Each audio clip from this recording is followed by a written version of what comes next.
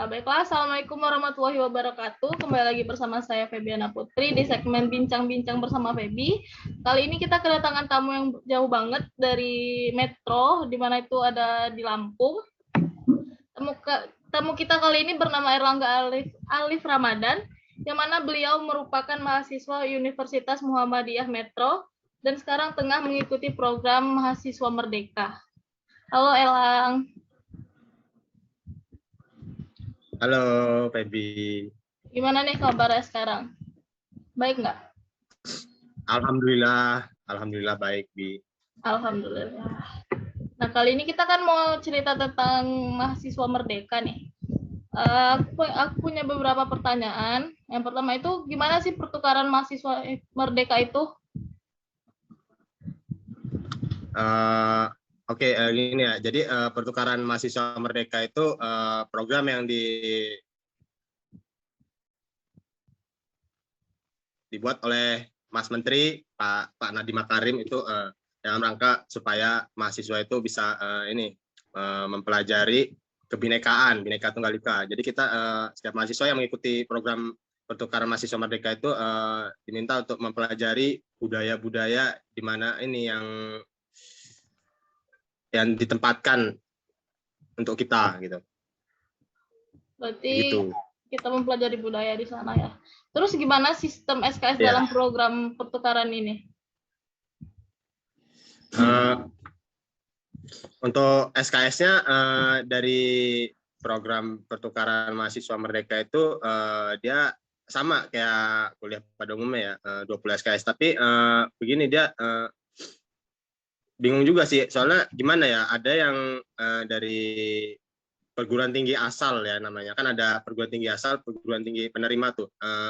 Perguruan tinggi asal itu kan ada 20 SKS, sedangkan nanti di program ini ada 20 SKS juga. Nah, tapi untuk sistemnya itu kan seharusnya kita untuk semester ini ya, semester yang kita jalani sekarang itu 20 SKS saja yang kita jalani yang di program Kampus Merdeka. Tapi ada dari sebagian universitas itu dia ini mewajibkan mahasiswanya itu tetap mengambil menyusun SKS di PT asalnya. Jadi mau nggak mau jadi 40 SKS dong, dari perguruan tinggi asal dan perguruan tinggi penerima itu yang dari program kampus Merdeka. Untuk SKS itu sendiri dia dibagi menjadi 3. Dia ada skema ya dalam penyusunannya. Ada skema 1 itu kita menyusun SKS di perguruan tinggi penerima kita nantinya. Terus ada skema 2. Skema 2 itu kita mengambil 10 SKS di perguruan tinggi penerima dan 10 SKS di perguruan tinggi asal. Nah, itu ada skema 3 tuh yang gimana ya, kurang juga aku gimana ya cara jelasinnya.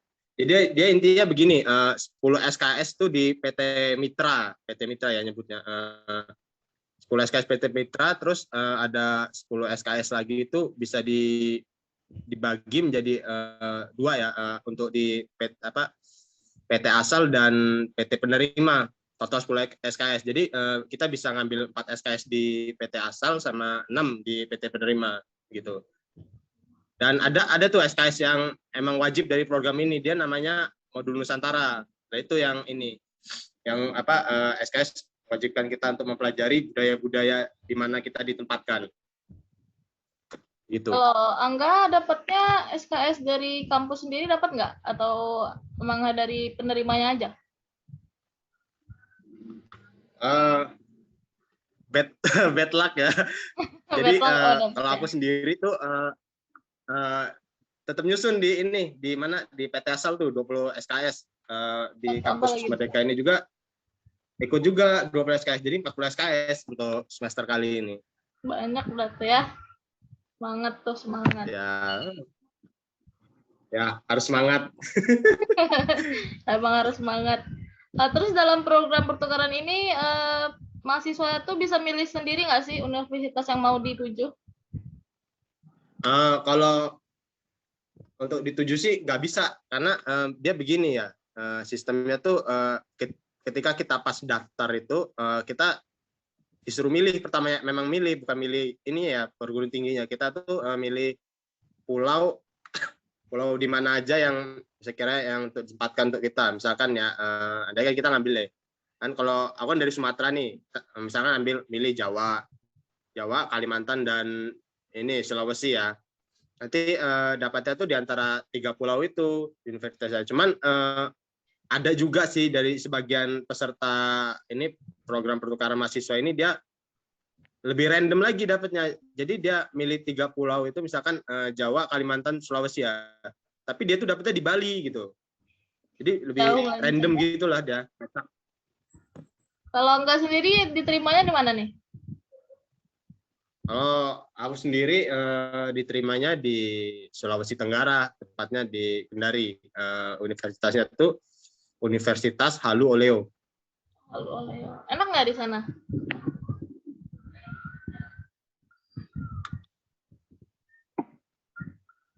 Apa? Gimana, Bi? Enak nggak di sana? Kan beda nih suasananya nih. Dari Sumatera ke sana tuh jauh tuh. Kalau dibilang enak ya, ada enaknya, dibilang enggak ya enggaknya. Kalau enaknya orang warga sini tuh dia ramah dia, kalau ada tamu dari luar pulau gitu dia nyambutnya dengan baik gitu. Memang kalau nggak enaknya terutama dari ini sih, dari iklim cuaca ya. Karena kalau di tempatku sendiri di Lampung itu kan nggak pernah sepanas ini. Kalau di sini jam 9 pagi itu aja udah panas banget, udah 30 derajat ke atas itu ya. Aduh, jadi keringetan terus di sini. Berarti termasuk culture shock lah ya bagi Angga. Ya betul, culture shock. Terus di sini nih mahasiswa dibiayai pemerintah nggak? Atau pakai biaya sendiri? Kalau untuk biaya sebenarnya dari mahasiswa itu sendiri udah dibiayain sama LPDP dia tuh, lembaga apa sih cobanya lupa. Ya itu LPDP itulah. Jadi setiap itu kita dikasih uang, ada namanya uang akomodasi. Terus ada uang bulanan. Uang bulanan itu misalkan kan ini nih sebelum sekarang ini November ini kan masih pandemi itu masih ini ya, masih parah gitulah. Seharusnya tuh kita tuh berangkat dari bulan September, bulan 9 kalau di jadwal ya. Jadwal itu dia mengikuti ini sih, PT penerimanya ini, jadwal kalender akademiknya kapan mulainya gitu. Jadi kalau selama kita belum berangkat itu uang bulanannya itu sebulan 700.000 kalau daring. Kalau sudah tatap muka luring itu 1,2. Tapi yang perlu di garis bawah itu, kalau mahasiswa yang mengikuti program pemerintah beasiswa gitu seperti Bidik Misi, Kartu Indonesia Pintar atau ya yang lain-lain ya, itu dia nggak dapat uang bulanan itu yang uang biaya hidup namanya tuh. Jadi dia yang program beasiswa itu cuma dapat uang kedatangan sama uang itu. Jadi dia tuh kan kalau daring itu kan 700 tadi ya. Kalau tatap muka 1,2. Jadi kan selisihnya 500 tuh. Nah, itu kalau mahasiswa yang penerima beasiswa itu dia bisa dapat itu 500.000 itu. Gitu. Terus untuk transportasinya kita mahasiswa juga ini gratis dibayarin, udah dipesenin sama diktinya dia, pada dikti. Berarti di sana tuh ya udah dibiayai pemerintah lah ya. Ya, cuman ada sedikit permasalahan sih karena begini ya, nggak semuanya itu merata cairnya itu. Jadi ada yang andaikan nih, ya gambaran aja sih, bukan andaikan, emang kenyataan ya, gambarannya aja ya. Begini, kita di sini satu kos ya, satu kamar gitu, 4 orang. Itu nggak semuanya cair dan jadi ada 2 yang udah cair, ada 2 yang belum gitu. Ya kita kurang ngerti juga sih ya gimana sistem pencairannya itu. Cuman ya udah, ya mereka yang tahu caranya. Berarti ya siapin biaya sendiri lah ya buat kehidupan di sana, karena sistem cairnya belum tentu juga kan. Nah, betul. Jadi kita harus sedia payung sebelum hujan. Jadi harus bawa uang juga ke sini. Iya, betul. Kegiatan ini berapa lama? Kalau kegiatan ini satu semester ya, kayak yang saya bilang tadi, satu semester dia 4 bulan, tapi ya tergantung dari ininya, dari PT penerimanya, dia memulai awal perkuliahan itu bulan berapa. Kalau misalkan bulan Oktober ya berarti 4 bulan sampai Februari berarti ya, gitu ya, 4 bulan. 4 bulan. Nih pertanyaan terakhir nih. Apa hikmah yang bisa diambil dari program pertukaran mahasiswa ini? Kalau hikmahnya sih banyak ya. Pertama, kita bisa ini ya, saling mengenal mahasiswa-mahasiswa dari perguruan tinggi mana aja tentunya. Kan dia mulai dari ini ya, segi komunikasi juga kan beda ya bahasanya. Jadi kita bisa belajar dari mereka, bahasa ini gimana, adat dari setiap mahasiswa ini bagaimana. Jadi kita bisa pelajarin itu semua. Nah, terus untuk hikmah dari kegiatan program mahasiswa ini, gini ya, kalau kita masih muda itu jangan takut berpetualang ke mana-mana gitu.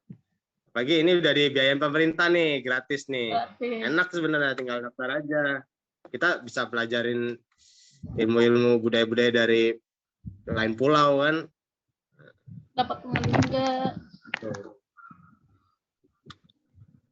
Jadi enak lah ya, menurut Angga enak nggak program ini?